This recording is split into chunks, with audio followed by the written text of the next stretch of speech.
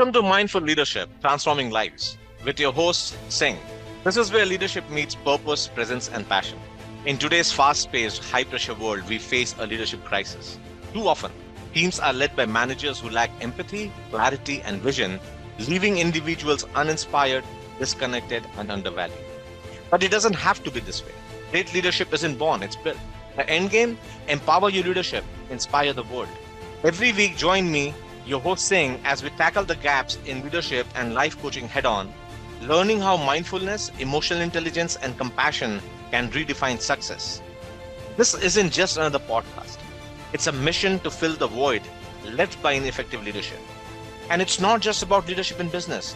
Life coaching for leaders and new executives is at heart of this journey. Ready to rise above the noise and lead with clarity, purpose, and impact? Join a global movement dedicated to reshaping the future of leadership one mindful moment at a time. Let's begin. Welcome back to Mindful Leadership, Transforming Lives on the Transformation Network. I'm your host, Singh.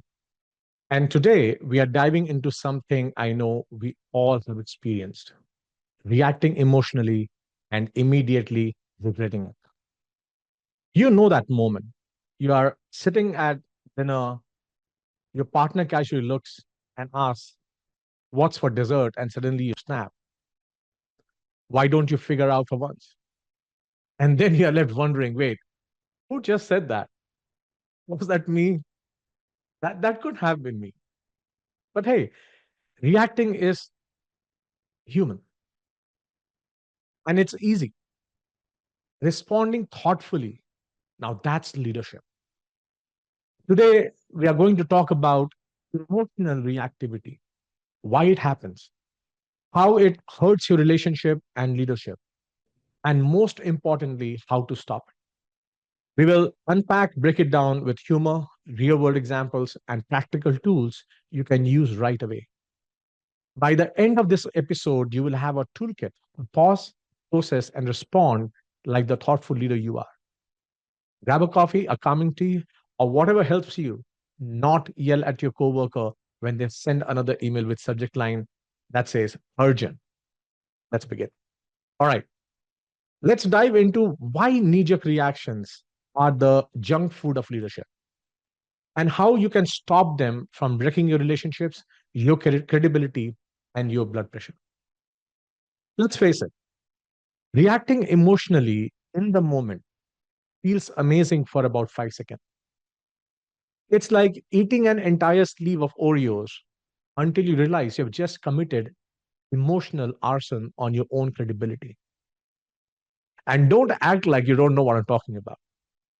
We have all sent the accidental all caps email. You know, the one where you are like, okay, how is this my job? And then you spend the next week avoiding eye contact with your coworkers in the break room because you know they're all whispering. Are they okay? Did they sleep long last night? Are they feeling overwhelmed?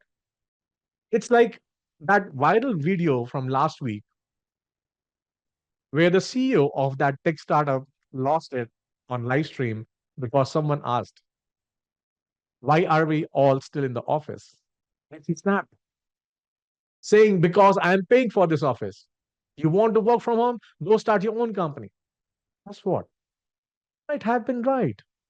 But emotional outburst just launched 500 resignations and a PR nightmare.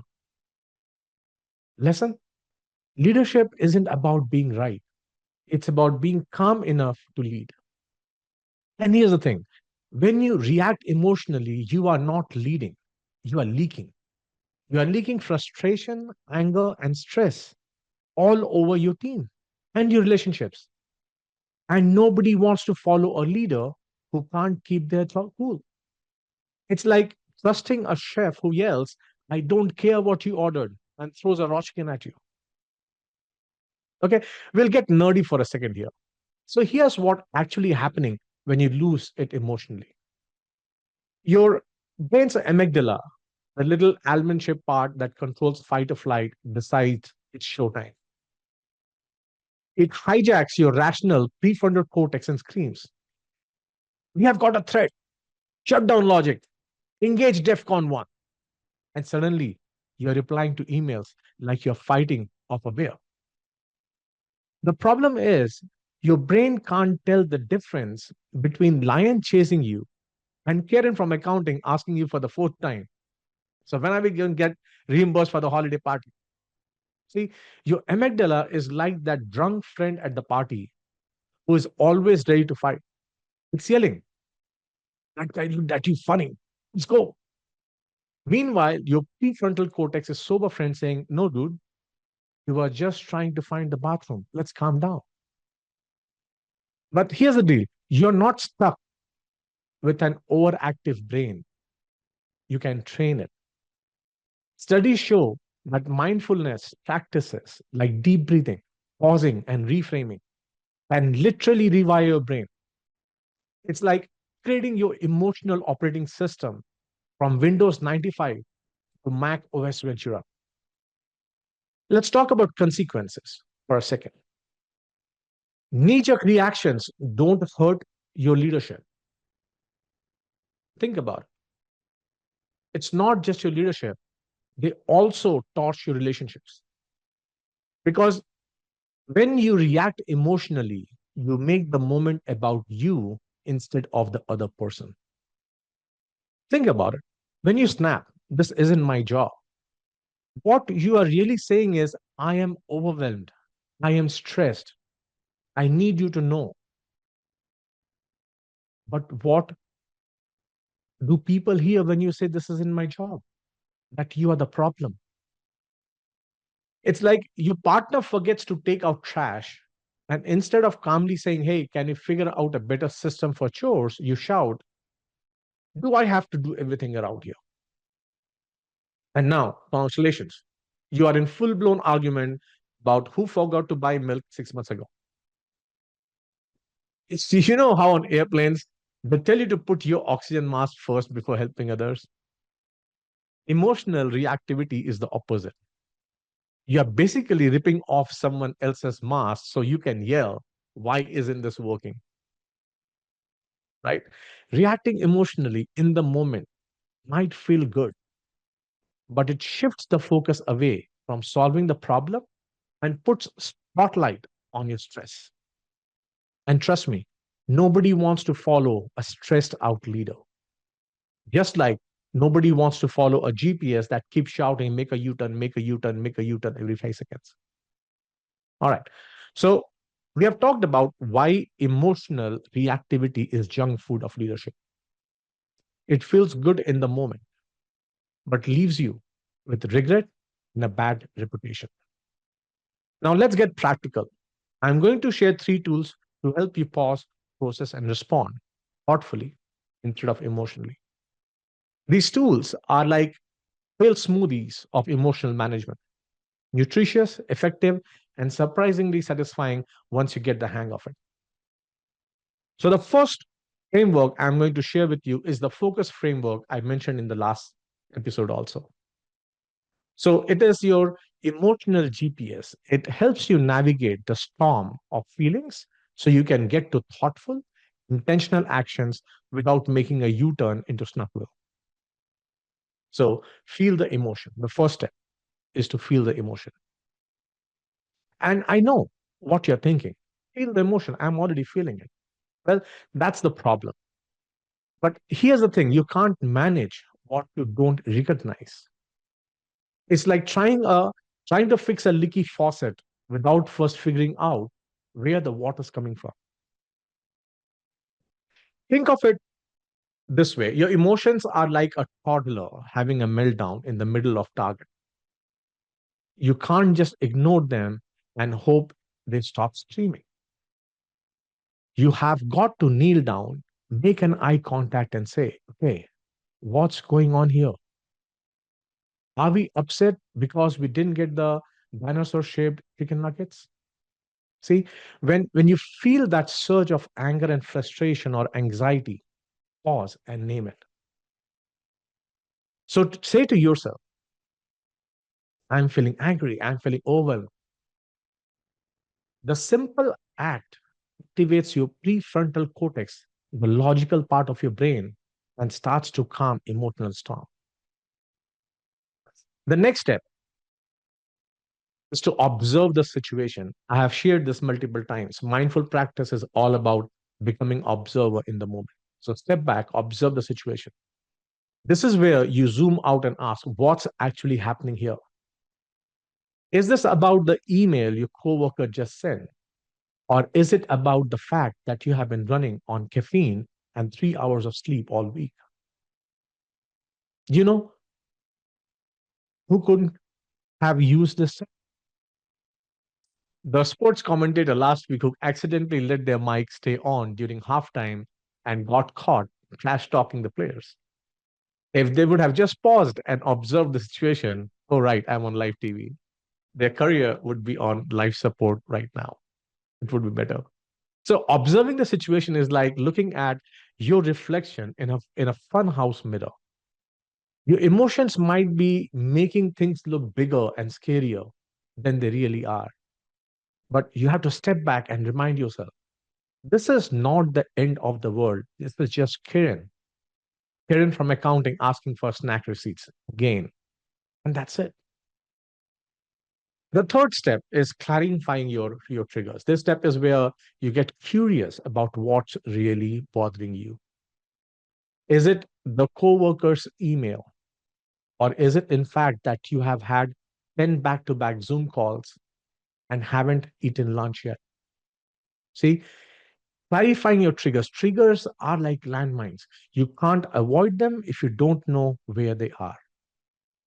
So, one good example, one of my triggers is people who use reply all unnecessarily. If you're sending an email about donuts in the break room, I don't need to know that Janet is gluten free and Todd prefers jelly filled. Guess what? That's my issue, not theirs. Right? I got the email. It's my trigger. So here's an exercise. Think about your most common triggers. Is it interruption? Is it deadlines? Is it people chewing loudly during meetings? Write them down. When you know your triggers, you can prepare to lead and fight them instead of letting them ambush you. The next is to understand the impact. Before you react, think about the ripple effect of your words or actions. Ask yourself, if I say or do this, what's happening? What's going to happen next?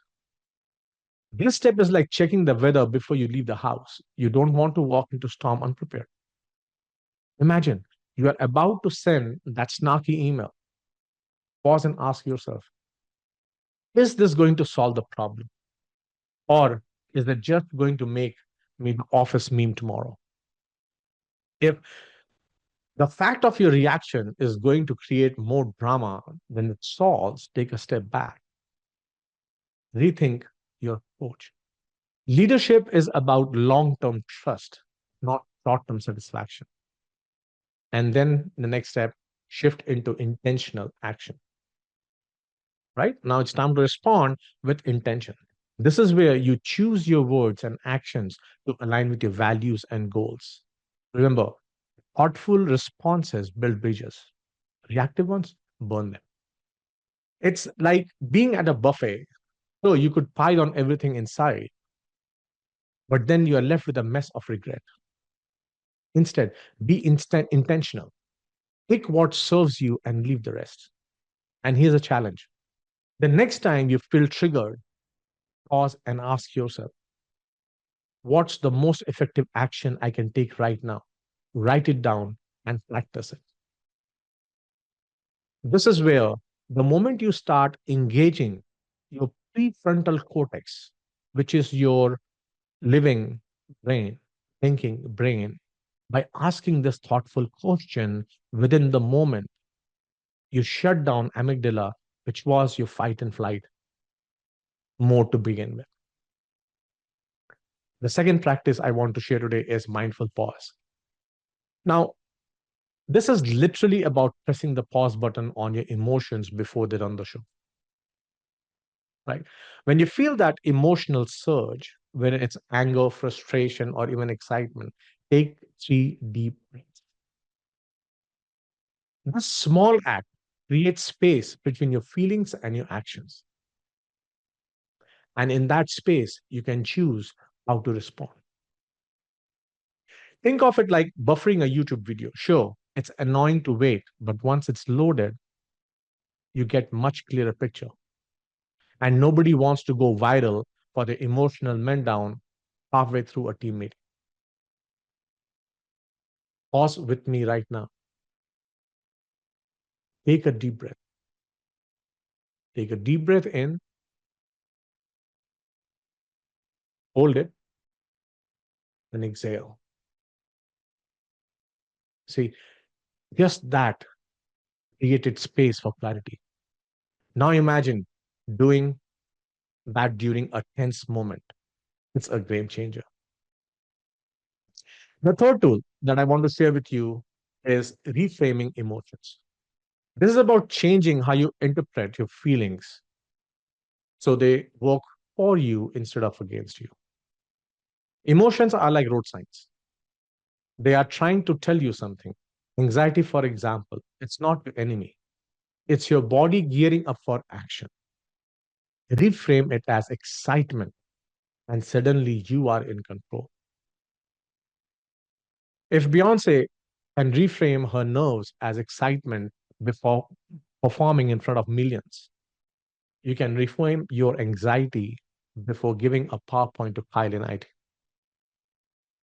Remember that tennis player a couple of weeks back who said they were nervous before the big game? They didn't crumble, they reframed it. I'm nervous because I care. Guess what? They won. All right. Now, now that we have covered the tool, focus, mindful pause, reframing emotion, let's put them into action. Because knowing the tool is great, but using them, that's where magic happens. So let's do a little role play to see how these tools work in real life situations. And don't worry, there's no judgment here. There's a safe space to laugh at our own emotional chaos. All right. Let's set the scene for the first one. You are in a meeting, passionately presenting your ideas, and your coworker, let's call him Chad, keeps interrupting over and over and over. It's like Chad's brain is playing a whack-a-mole with your thumb, right? So, step one, feel the surge of frustration, right? Your inner monologue is screaming, Chad, stop talking. Instead of snapping, you pause and name the emotion.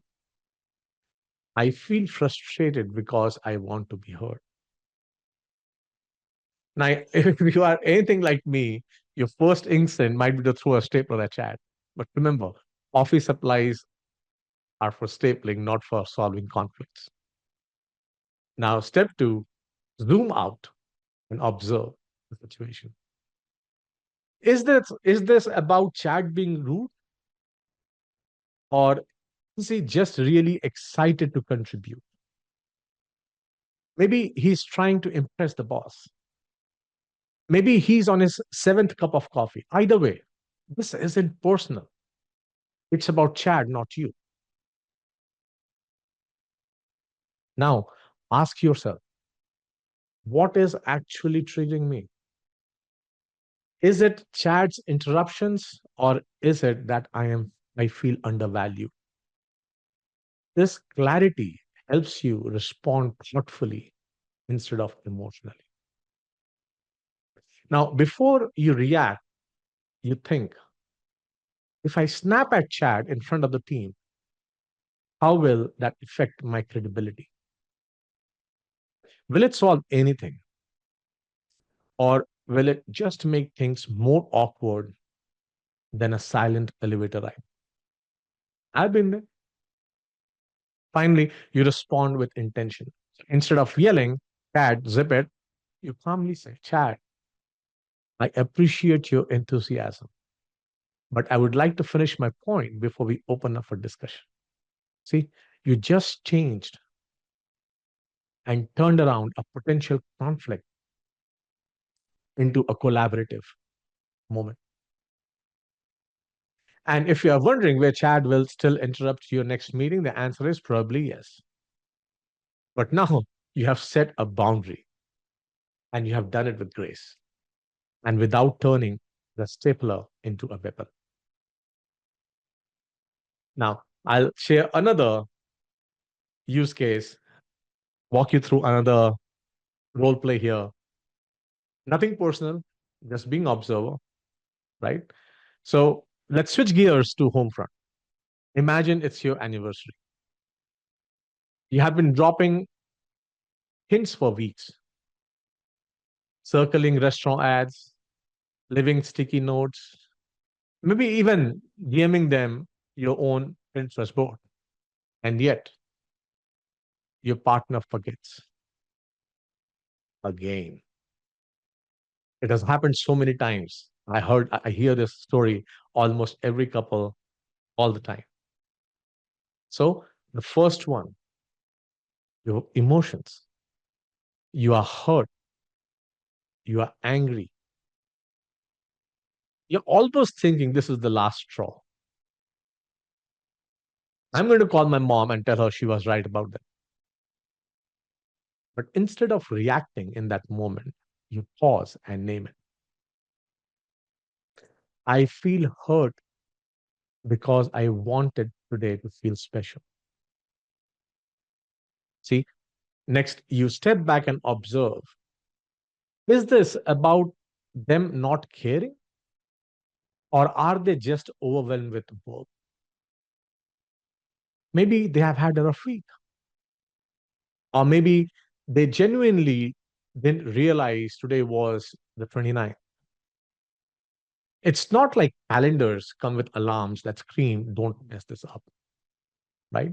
So now you ask, what is really upsetting me? Is it missed anniversary gifts? Or is it that I feel unappreciated? Once you figure that out, you can communicate your feelings instead of starting World War III over a missed dinner reservation. If I yell, you never care, what happens next? Sure, it might feel good in the moment, but it's not going to lead to a solution. It's just going to turn the evening into a Netflix marathon of awkward silences. So instead of reacting, you say, I feel hurt because I wanted today to feel special. And we plan a date night this weekend to celebrate. You just turned a potential flight into an opportunity for connection. And if you're wondering whether they will forget next year, the answer is probably still yes. But hey, progress is progress. In the last show and this show, we talked about emotional agility. We'll continue to talk about emotional agility, but we'll talk more about how, as a leader, we will explore emotional agility for the team leadership. So you don't want to miss the next episode, right? So today, I covered with you the focus framework.